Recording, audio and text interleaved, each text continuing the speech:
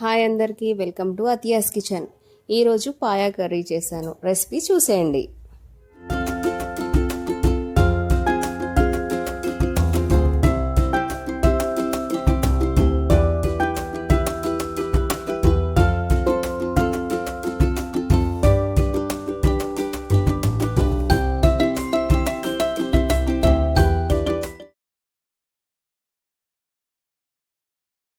కాదు నీట్గా కడుక్కొని దాని తర్వాత ఒక ఆనియన్ పెద్దది బిగ్ సైజ్ది,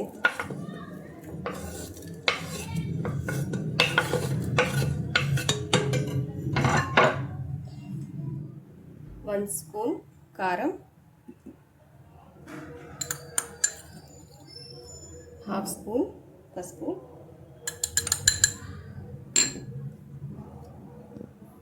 అల్లం వెల్లుల్లి పేస్ట్ 1.5 స్పూన్, ఈ మసాలా ప్యాకెట్లో మసాలాలన్నీ మిక్స్ అయి ఉంటాయి. ఇందులో ఒక గరం మసాలా ఉంటుంది, అది లాస్ట్లో వేయాలి. ఓకే, ఇది వైట్లా సన్నగా ఉన్న ఒక వైట్ క్లాత్లో మొత్తం వేసుకొని ఇలా మూట కట్టాలి.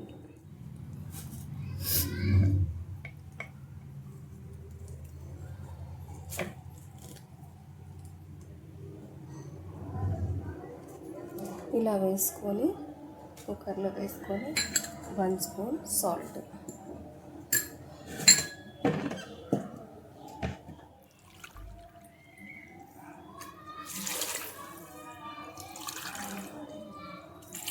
త్రీ గ్లాసెస్ వాటర్ వేయాలి.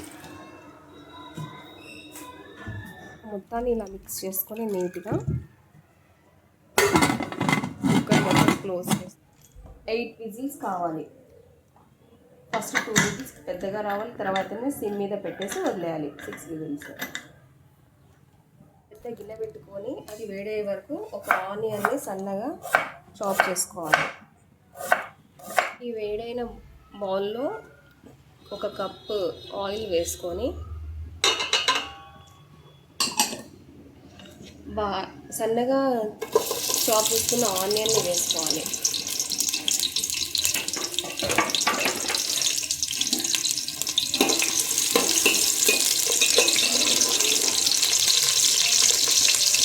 దాల్చిన చెక్క, షాజీరా 1 spoon, black pepper half spoon, యాలకులు 1 స్పూన్.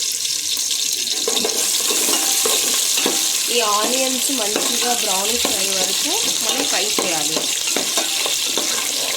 15 పచ్చిమిర్చిని గ్రైండ్ చేసుకోవాలి, మెత్తగా పేస్ట్ చేసుకోవాలి.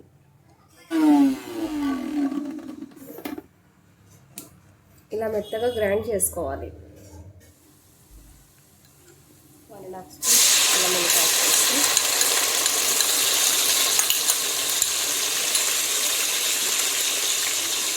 హాఫ్ స్పూన్ పసుపు, మనం గ్రైండ్ చేసుకున్న పచ్చిమిర్చి పేస్ట్,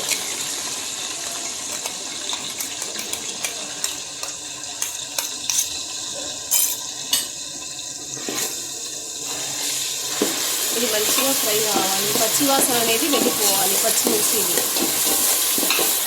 ఇలా పచ్చివాసన మొత్తం వెళ్ళినాక 1/2 కప్పు జొన్న పిండి అయినా గోధుమ పిండి అయినా వేసుకోవాలి మనం, చిక్కదనం రావడానికి.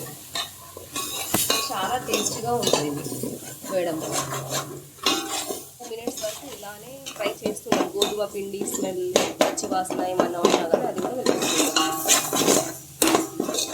మొత్తం మనం ఇలా కట్టుకొని వేసాం కదా పోట్లీ మసాలాది, ఇలా తీసేసి మొత్తం దీని గ్రేవీ అంతా మొత్తం స్పైసీనెస్ మొత్తం వచ్చేసింది ఇందులో. ఇప్పుడు ఇందులో ట్రాన్స్ఫర్ చేయాలి. మనం మసాలాలు మొత్తం పచ్చిమిర్చి గోధుమ పిండి అంతా వేసి ఫ్రై చేసాం కదా, ఇందులో ఇది ట్రాన్స్ఫర్ చేయాలి.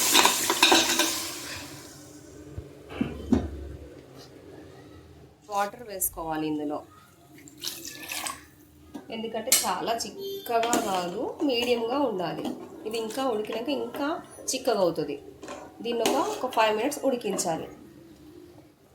పోట్లీ మసాలాలో ఒక గరం మసాలా ప్యాకెట్ వచ్చింది కదా, అది ఇందులో వేసేయాలి. వేసేసినాక కొత్తిమీర పుదీనా కూడా గార్నిష్ చేసుకోవాలి. ఇది దీన్ని సిమ్లో పెట్టుకోవాలి. మనం సిమ్లో పెట్టేస్తే ఆయిల్ అంతా పైకి వస్తుంది.